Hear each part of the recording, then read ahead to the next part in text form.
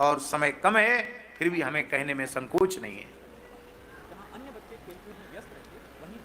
अकबर का बेटा जहांगीर था और जहांगीर से अकबर का विरोध हो गया और अकबर ने पक्का कर लिया कि जहांगीर को मार डालना है, मुझे जीवन जिंदा नहीं छोड़ना है इसको।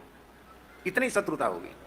और उसको जब पता चला भैया जी गुप्तचरों से, तो प्राण बचाकर भागने लगा जहांगीर। तो जहां जहां जाए वहीं अकबर की सेना उसके पीछे पड़ी थी। अकबर सम्राट था, कौन उसको शरण में रखे, पनाह कौन दे उसको। तब वह जहांगीर ओरछा गया और उस समय मधुकर शाह महाराज के पुत्र वीर सिंह जूदेव थे। मधुकर शाह के पुत्र थे वीर सिंह जूदेव।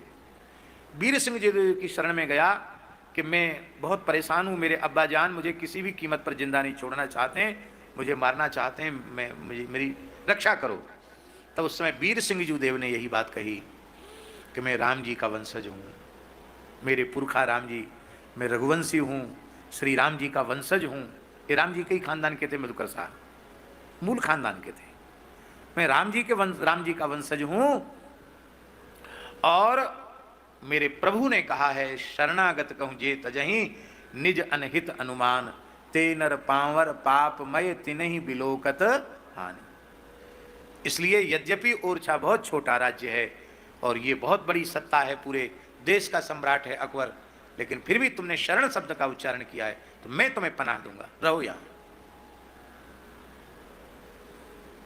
और जब अकबर को पता चला कि ओरछा नरेश वीर सिंह जूदेव ने उसको आश्रय दे दिया मेरे लड़के को, तो बड़ी भारी सेना भेज दी और कहा कि ओरछा राज्य को मिट्टी में मिलाकर आना, उसका कोई चिन्ह न रह जाए कि ओरछा नाम का कोई स्थान था, मिट्टी में मिला के आना। अकबर का आदेश था। और बड़ी भारी सेना, पूरा समुद्र जैसी सेना ने पूरे नगर को, ओरछा शहर को घेर लिया।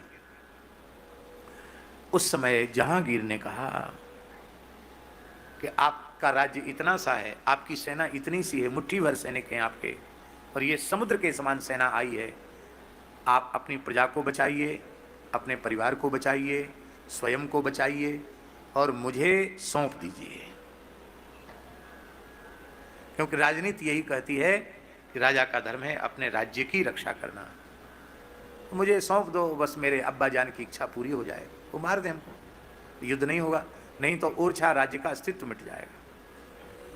उस समय गर्ज कर वीर सिंह जूदेव ने कहा कि प्राण भले ही चले जाएं पर मैं शरणागत का त्याग नहीं कर सकता। इसलिए शरण शब्द का उच्चारण करने के बाद अब तुम्हारा यह अधिकार नहीं रहा कि मैं क्या करूं क्या न करूं, यह बोलने का अधिकार तुम्हारा नहीं है। शरणागत की मैं रक्षा कैसे करूंगा, यह भी हमारा विषय है। और इतने कुशल थे वीर सिंह जूदेव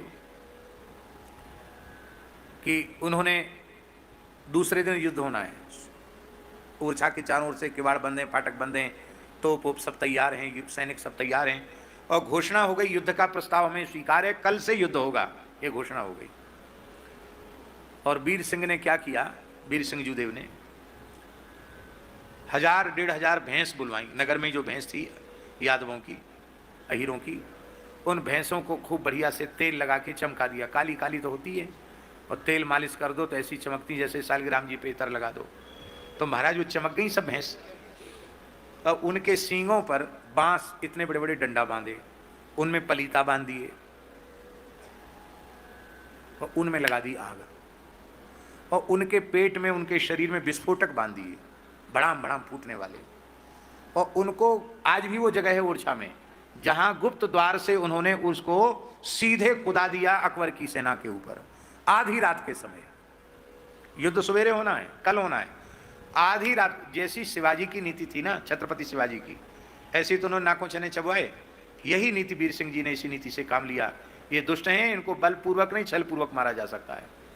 तो 1000-1500 भैंसें, आप कल्पना करो, आप अंधेरी रात में, बिजली का जमाना नहीं, और सबके मसाल जैसे जल रहे हैं, और जब उनमें आग लगाई तो भैंस बिचकी और वो कूदी जाए के सेना में, वहीं कूदी जहां उनका सब बारूद खाना था, तोप खाना था, उनमें आग लग गई, अपने आप भड़ाभड़ फूटने लग गई, और भैंस तो मरी सो मरी, तमाम हाथी घोड़े सैनिक सिपाही सब मर गए। उनकी युद्ध की सामग्री से वे ही मर गए, वे समझ ही नहीं पाए कि हुआ क्या, ये क्या विपदा आई, और एक भी सिपाही सैनिक नहीं मरा।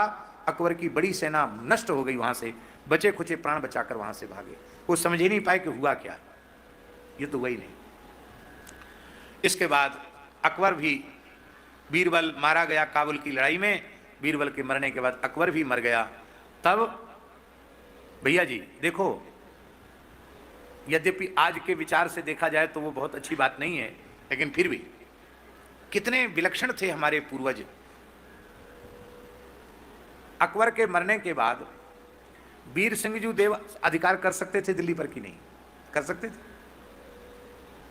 लेकिन उन्होंने नहीं, जिसको शरण में लिया है उसको आश्रय भी देना चाहिए। तो उसके पिता की गद्दी पर स्वयं वीर सिंह देव ने जहांगीर को अभिषिक्त किया। द्वितीय मुगल सम्राट जहांगीर हुआ, और जहांगीर ने अपना धर्म पिता कहा वीर सिंह देव को, और बादशाह बनने के बाद सबसे पहले ओरछा आया और वहाँ वीर सिंह देव को प्रणाम करने के लिए आया। आज भी जहांगीर महल वहाँ बना हुआ है।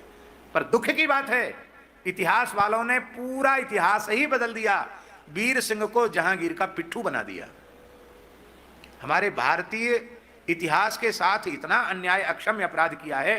अब ठाकुर जी ने कृपा की है, जो अब स्कूलों में सही इतिहास पढ़ाई में आने वाला है, जिसमें मुगल काल में क्या क्या अत्याचार किए गए और कितना सनातन संस्कृति का नाश हुआ, वो सही सही तथ्यों के आधार पर अब बात आने वाली शिक्षा नीति में सब आने वाली है।